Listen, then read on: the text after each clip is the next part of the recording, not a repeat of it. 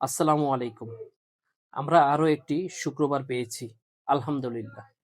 শুরু হয়েছে আমাদের রান্নার প্রস্তুতি। সুন্নাহ সলিউশন বিডি টিম মেম্বার মিলে আজ আমরা ১০০ জনের মতো লোকের নিজ হাতে বিরিয়ানি রান্না করেছি। এই খাবারটা শুধু ভাত আর মাংস না। এর সাথে আছে ভালোবাসা, দোয়া ও মানুষের প্রতি দায়িত্ববোধ। আমাদের আশপাশে অনেক মানুষ আছে যারা প্রতিদিন ঠিকমতো খাবার জোগাড় করতে পারে না। বিশেষ করে মসজিদের সামনে থাকা এই অসহায় ভাই ও বোনেরা, যারা সাহায্য চায় না কিন্তু প্রয়োজনে হাত পাতে। আজকের এই ছোট উদ্যোগটা কারো পেট ভরানোর পাশাপাশি আমাদের মনটাকেও শান্তি দেয়।